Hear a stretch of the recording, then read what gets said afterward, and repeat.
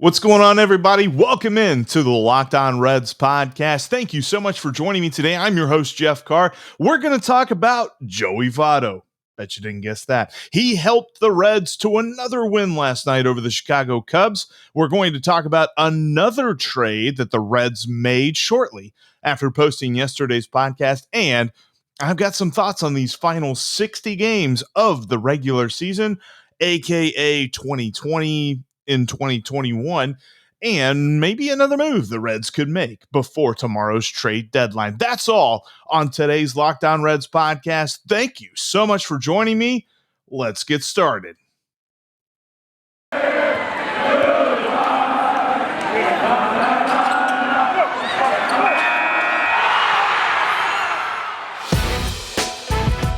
It's the Locked On Podcast Network, your team every day. You are Locked On Reds, your daily Cincinnati Reds podcast, part of the Locked On Podcast Network, your team every day. See, that's a lot better. I talked for a couple of minutes in one take before figuring out I didn't even have my mic turned on. So, yeah, I'm excited. 1, 2, 7 times a bang for Joseph Daniel Votto in his last 7 games. He's just been on fire. I mean, I don't even know what other word to describe. He's amazing. He's awesome, fantastic, legendary. He's the GOAT. He's Joey frickin' Votto. Unbelievable to see what he's done. Not only 7 home runs in his last 5 games, his last 7 hits have all been home runs. He had a couple of walks last night as well. Just unbelievably on fire. I would be frankly surprised if Alec Mills gives him anything near the strike zone today. In fact, if I'm David Ross and I'm looking at Alec Mills, I'm like, listen here, bro. We are talking about a team. We're not making the playoffs. We're making some moves. We're starting over. So this game, in the grand scheme of things, isn't that big. That dude over there is chasing history. Don't give him a strike. You give him a strike, I'm pulling you. Honestly, that's what I would do if I'm David Ross, because Joey Votto is going to hit it out of the ballpark. He is in the zone so much. And I loved his post-game interview yesterday. He was talking about, he's like, yeah, it's fun. It's a thing. It's going to end soon. And, we just got to focus on what comes each and every day. And it's like, good Lord, when you're that locked in, that must be nice. I've never felt that locked in my life, but that sets him up for some history, because if he hits a home run today with the first pitch coming here at 2:20, this podcast is going to be posted very quickly before that. If he hits a home run, he'll set a franchise record. You probably heard that as well. If you've watched any of the broadcast, if you've listened to any of the broadcast on 700 WLW, you know what's coming. If he hits a home run today, it is Reds history. And who more deserving to set a Reds franchise record than Joey Votto? We're talking about a dude. I was talking to a guy the other day at, going to my mechanic shop, talking about my car. And I was talking to him about Joey Votto. He's like, man, why didn't he do this earlier? Why didn't he do this a couple years ago? People just can't be happy when it comes to Joey Votto. I love what he's doing, and I'm celebrating too. That was a great game all around for the Reds, though. Just a dominant win. Sure, the Cubs kind of spoiled the shutout there in the 9th inning off of Ryan Hendricks, but for the most part, an absolute dominant game. You were a little bit worried about Tyler Mahle early on, because through 3 innings, he'd thrown 65 pitches, and he didn't really look all that sharp. But that's what good pitchers do. If they don't look sharp, they still figure out ways to get outs and keep their team ahead. And that's exactly what he did. In that 6th inning that he had, he faced the minimum number of batters thanks to a double play, and it was a very quick number of pitches as well. He was able to limit that and really give the Reds a great showing. And then, oh man, it was refreshing to see Luis Cessa and Justin Wilson come out of the bullpen. Cessa, that slider that he has is phenomenal. And what's amazing about it is its break is so unique, because it kind of drops down. It's got more of a vertical drop than it does a horizontal drop. It's not a wipeout slider. It just ducks underneath the bat. And because of that, he kind of had some guys fooled. There were people that were calling it changeups, things like that. But if you went to Baseball Savant, they said that pretty much every one of those pitches were all sliders. He threw a couple of fastballs, and that was about it. He has a phenomenal slider, and that was a great debut inning for him. Justin Wilson kind of looked like he fit into the bullpen with his first at bat as he walked a dude on 4 pitches, but then he summarily into the inning 1, 2, 3 after that. It was nice because for once we're watching the Reds bullpen and we're not chewing every nail off. We're not sitting there groaning, hands in face in hands. I can't even figure that one out. All of this good stuff. It's been a weird day here at the Carr household. Anyway, we weren't worried. And that was phenomenal. And now there's going to be another guy added to the mix, which we'll talk about here in just a minute. But overall, a great game. There were a couple of times where you saw Jonathan India get on base and then Jesse Winker follow up with a double. Once it was a run, the other time Winker was on third, and then Tyler Stevenson brought him in. The lineup was just working. They were able to score runs off Zach Davies, and then they were really able, a lot of it just had to do with Dylan Maples not being able to really control anything he threw. He hit Kyle Farmer, and then with the bases loaded, he hit Shogo Akiyama to bring in a run, and the Reds were able to just pile on him, and then Shogo with an RBI double in the 9th inning. I'm a little bit worried about our man Shogo. I don't know that I'm going to sit here and say that he needs more playing time. It just seems like he's overmatched at the plate. It really does. And I don't know if that's something that can hopefully change here soon, but with Nick Castellanos coming back healthy, hopefully here pretty soon, he's not going to have as much time to show his stuff. And Tyler Naquin hasn't been much better recently, but I almost still kind of want Tyler Naquin in the lineup. The way that I look at that is kind of this, that, the other. I don't know. Nick Senzel maybe plays more center field when he comes back. Maybe he plays shortstop. Although Kyle Farmer has looked fantastic at shortstop, he is just one banged up guy. He is. I forget exactly when it was that he kind of said, he's like, yeah, I'm playing hurt. But I appreciate the fact that he's playing hurt because he's played pretty good. I think he's hitting over 400 in the month of July, or it's like 370 or something like that.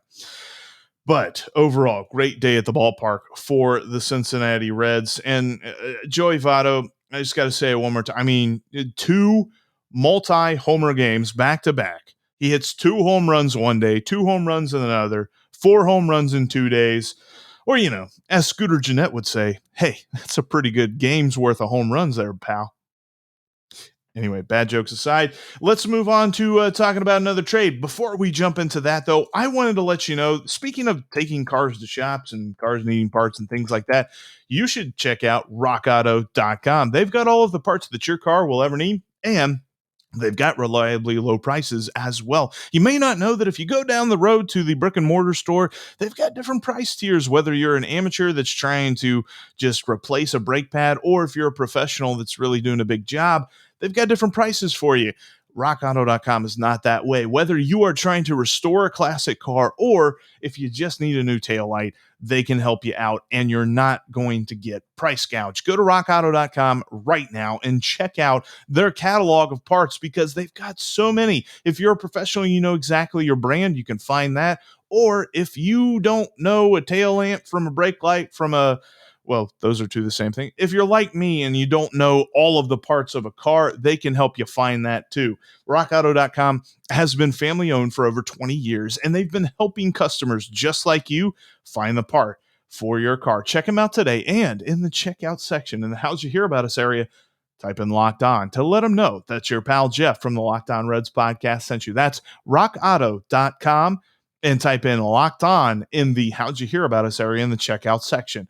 RockAuto.com has all of the parts that your car will ever need. All right, the Reds made another trade. They're helping out their bullpen even more. Michael Gibbons from the Colorado Rockies is now a Cincinnati Red. And it's interesting to note because that is a guy that Reds fans were talking about, a possible trade target. His ERA is below 3. Now his xFIP says he's been getting a little bit lucky there. You'd like to see the walk rate come down, but he's got a fantastic 27% strikeout rate. And it's going to be interesting to see because he's a sidearm delivery type dude. We saw him a couple of times when the Reds played the Rockies, but he tries to deceive guys, and he's pretty successful at it with a nice fastball in the mid-90s and a pretty good changeup that is pretty much his outpitch to left-handed hitters, and he's got a slider that he tries to get righties on. He is a guy that will slot nicely into the back of this bullpen. He does have closing experience, too, a couple of years ago when he pitched in Baltimore. So if he needs to be the last guy out of the bullpen, it's not as if you're asking him to do something he's never done, i.e. Josh Osich and some guys like that. And just to see the moves that the Reds made to add him, you saw some of the guys who were gotten, DFA'd and stuff like that for Luis Cessa and for Justin Wilson. No more Josh Osich. Ashton Goudeau was DFA'd. Ashton Goudeau actually was traded to the Rockies. It was announced just today for cash. So essentially, the Reds traded Case Williams, who they received in the deal that sent Robert Stevenson to the Rockies for Jeff Hoffman. They're just sending him back there now. And they're trading Noah Davis. I've seen some people say, man, I hate to see Noah Davis go. And I get that, but he's not even a top 20 prospect. At this point, are we really going to split hairs about a guy who's, he's in the top 30, but I mean, maybe he could have helped the team, maybe not. We're getting a bona fide reliever, something that we haven't had all season long for the most part. Obviously Lucas Sims, TJ Antone are bona fide dudes, but there's just been so many guys that the Reds have run in and run out that don't deserve the innings that they're getting. It's very obvious. Edgar Garcia was another guy who was sent down. Edgar Garcia was pitching in one-run games. Josh Osich was given save opportunities. These are the guys that we are replacing, and it's very nice to see. I got another thought on that later, but we'll talk about that in the next segment. Question on the Locked On Reds line got me thinking about that.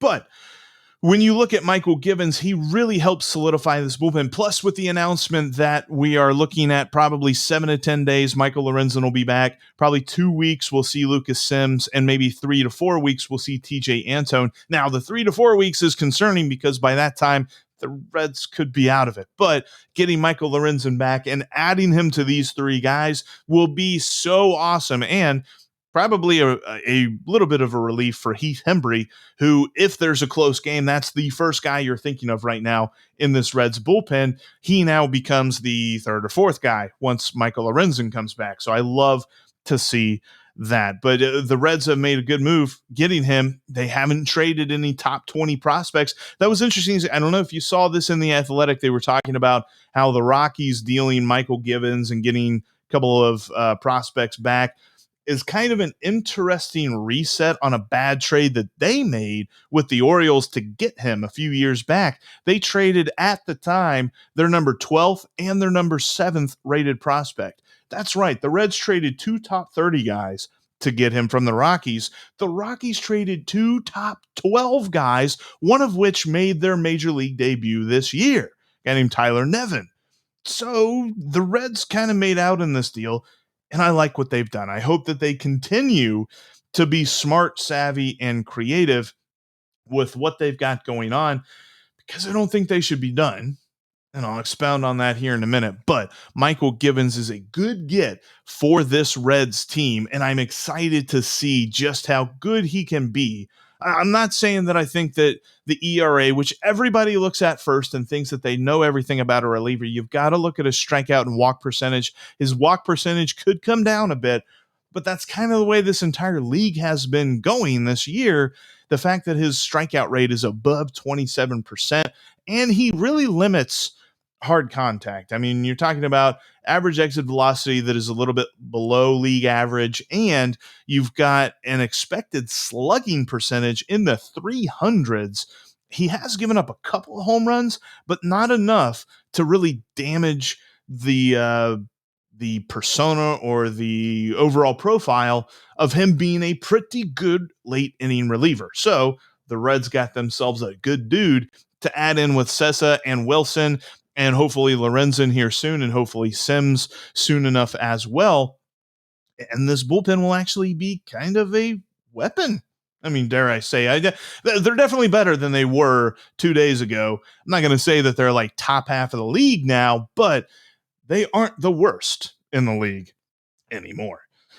All right, coming up here, I've got some thoughts about these final 60 games, the stretch run, if you will, because the Reds have a lot of ground to make up, a week's worth of wins and losses still, because the Brewers are playing the Pirates and they're beating the Pirates. So whatever the Reds have been doing with the Cubs has been washed out. We'll jump into that here in just a moment. Before we do, though, I wanted to let you know that you need to get into betonline.ag and start making some money off your sports knowledge today. The other day, I gave you the over Reds and Cubs, and that one hit. I don't have any strong feelings today, but from time to time, I'll give you a tip or two to help you make a couple of bucks. Here's another one to help make you a couple of bucks. Use the promo code Locked On. You'll get 50% added onto your initial deposit, whatever that might be. So go there and set up your profile with that promo code to get $50 added onto your first 100, get 100 onto your first 200, and start making some money off your sports knowledge. They've got great lines when it comes to Major League Baseball, like money lines, over-unders, run lines, plus great prop bets. If you got a feeling that Joseph Daniel Votto is going to set that record tonight, I'm not going to put money on that, but if you got a feeling, you can go find that prop bet today at betonline.ag and put a couple bucks on it. Plus, they've got other lines like NFL futures, talking about win totals, award bets, things like that. If you think Joe Burrow is going to win Comeback Player of the Year, you can bet on that today at betonline.ag. Go there, set up your profile, and type in the promo code Locked On to get 50% added onto your initial deposit. All right, for this final segment here, we're talking about the final 60 games of the season. The Reds have played 102 games so far this year, and they are 3 games above 500. Kind of looking at this is where opening day was last year. This is where they started. And we cannot see the same struggles.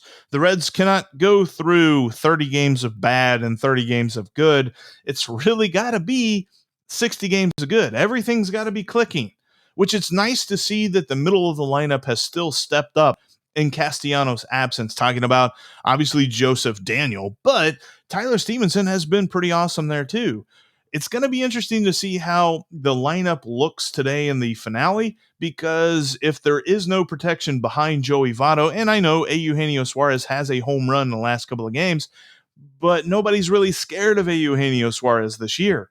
If I'm the Cubs, I'm going to walk Joey Votto if Eugenio Suarez is behind him. I'm going to walk him every time. So how does David Bell construct the lineup that way? But it's been nice to see. Hopefully they get Castellanos back here soon, Senzel, Moustakas, and they can really kind of just go full bore at this. They've done a great job in their absence, but I feel like there's no more treading water. You cannot hang on by the skin of your teeth or something like that. You can't do enter cliche here. You can't just hang on by a thread and expect to get anywhere now. They're 7 games back.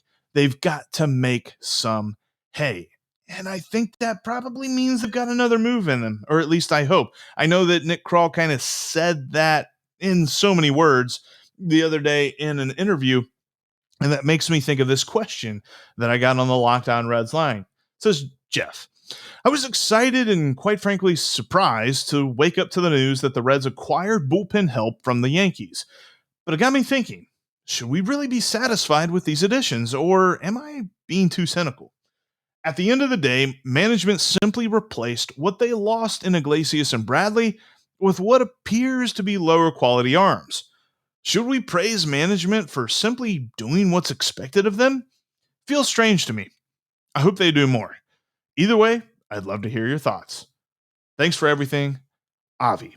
Avi, I appreciate the question, man, because I agree with you. I don't think we should be sitting here and praising management for what they've done, because they have just replaced him. And I even include Michael Gibbons in that mix, simply because Justin Wilson, while he's had a nice career, hasn't been all that great this year. So I don't even know that I want to compare him with either Iglesias or Bradley. So I look at Gibbons and I look at Sessa, especially with the extra control that you have over Sessa for next year.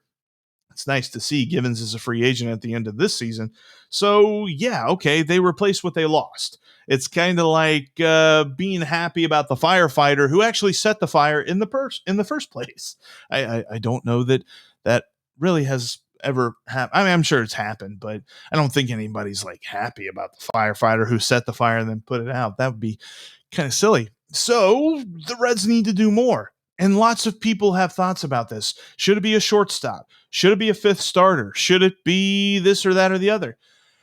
I don't even know if you want to label it fifth starter, but I think the Reds should go for one more starting pitcher for this rotation. Look, I love the resurgence of La Piedra, Luis Castillo. He's been phenomenal. Tyler Mahle has great talent and has shown it night in and night out. He's had some struggles here recently, but he's still been a very good pitcher for the Reds, and hopefully Sonny Gray can refine his form after a few struggles and some IL stints and things like that. You've got a solid top three. And Wade Miley, what more can you say about him?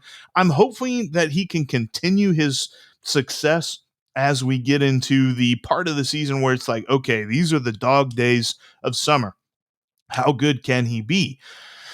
The question's going to be, can the Reds make up 7 games against the Brewers? Mo Eggers asked this. Stephen Offenbaker asked this on our live show. Lots of people have asked this. Can the Reds make up 7 games by relying on Vladimir Gutierrez, Tony Santillan, or Jeff Hoffman as their fifth starters?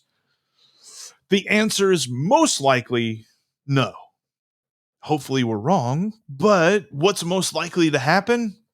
Probably not crazy good performances from those guys every fifth day. So it would behoove the Reds to see if they could go get a fifth starter or someone else to add to the mix. I keep saying fifth starter, and you're thinking, all right, let's go look at non-contending teams and their fifth starters.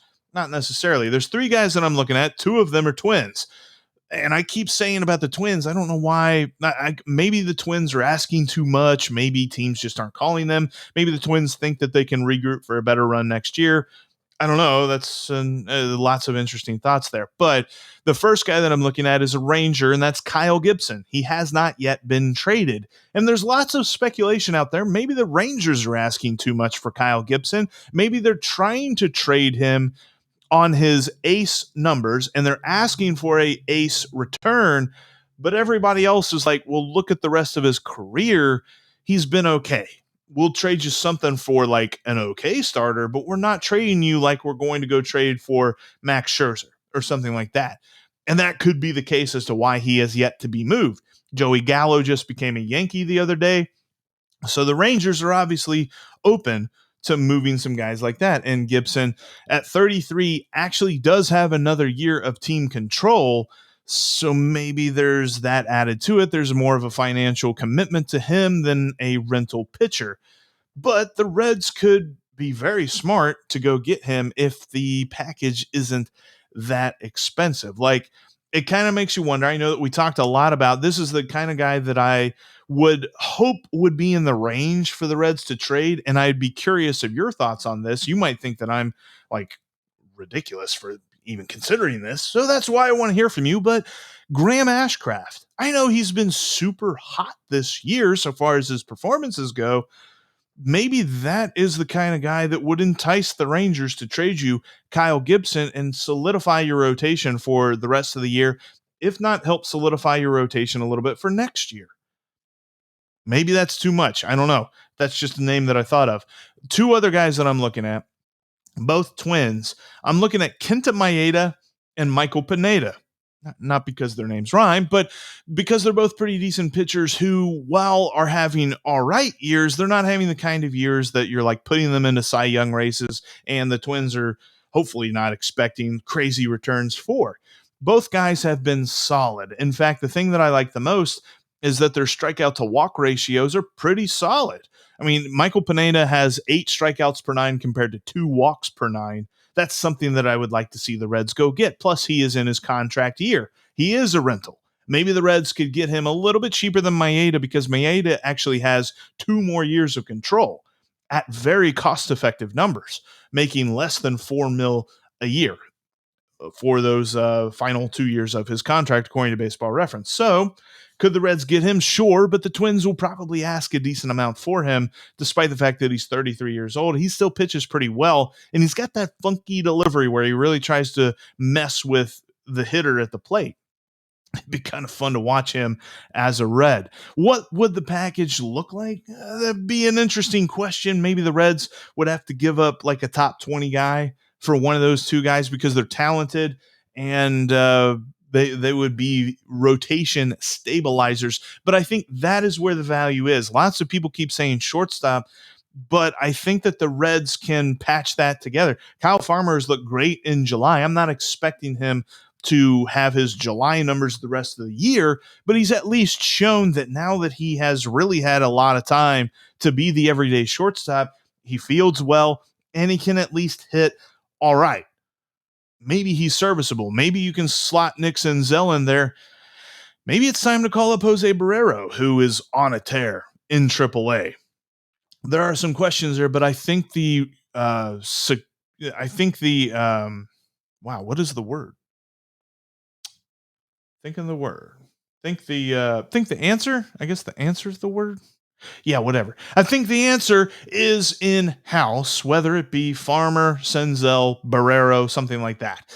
So don't go trading for a shortstop. Solidify your pitching, which the rotation has been the best part of the Reds pitching staff this year, but the Reds pitching staff has definitely taken a step back from 2020. You go solidify that rotation. Maybe get another bullpen arm. I don't know. That might be asking too much. But if you solidify the rotation, I think that really sets the Reds up for a great run in these final 60 games. All right. I wanted to end today's podcast with a fun question. This one actually came from an unnamed person on the Locked On Reds line, but I wanted to get into it because it's a fun question. It's something you don't see a lot anymore. There's only a couple of people that have done this here recently. But the question on the Locked On Reds line is this: is there anyone in the organization who can, if the type of play was pursued, score a few a year by stealing home? So basically, which Red could steal home? And maybe a few times a year would be interesting because it's so rare anymore. But I definitely tab Jonathan India as a possible dude to do that. I think he's got the athleticism and the aggression on the base paths to do that. It might take him a year or two to get more comfortable with it, maybe make smarter decisions. I know that he's had some plays earlier on this year where he kind of made some toot blondes, and maybe that has, made him a little bit more conservative on the base paths. But the Reds don't steal a lot. I think it would have to be the perfect situation with the perfect player, with the perfect mindset and the perfect athleticism to even get it done. I think Jonathan India is the closest, though. And I'd be curious as to your thoughts as to who you think on the Reds roster could steal home. Let me know, 513-549-0159, or on Twitter at Jeff Carr with 3 Fs, or the show's Twitter account at Locked On Reds. But that's how I wanted to end it today. I think Jonathan India could steal home. That's my thoughts on the matter. I want to know what you think as well. Also, if you've got a different thought as to who the Reds could trade for before tomorrow's deadline at 4 p.m., hit me up on Twitter or the Locked On Reds line, like I just said. But that's going to do it for us here today. Make sure that you are subscribed. And speaking of tomorrow, my goodness, I almost forgot about this. I'm hosting this thing tomorrow at 3 p.m. live on the Locked On MLB YouTube channel. We've got trade deadline shows. I'm running both hours. We'll have co-hosts in each of the 2 hours with me. We're just going to be reacting to all of the different trades, who's getting better for the future, but not necessarily better right now. We're going to be talking about all of that and more tomorrow, starting at 3 p.m. on the Locked On MLB YouTube channel. Check it out today. Make sure you're subscribed and watch me and a bunch of other hosts. I need a different word choice there as we talk about this trade deadline on the Locked On MLB YouTube channel. Also, make sure you're subscribed right here on the Locked On Reds YouTube channel, or follow me on your favorite podcasting app. But that's going to do it for us here today. Thank you so much for watching and listening to the Locked On Reds podcast. I'm your host, Jeff Carr, and I will talk to each and every one of you tomorrow.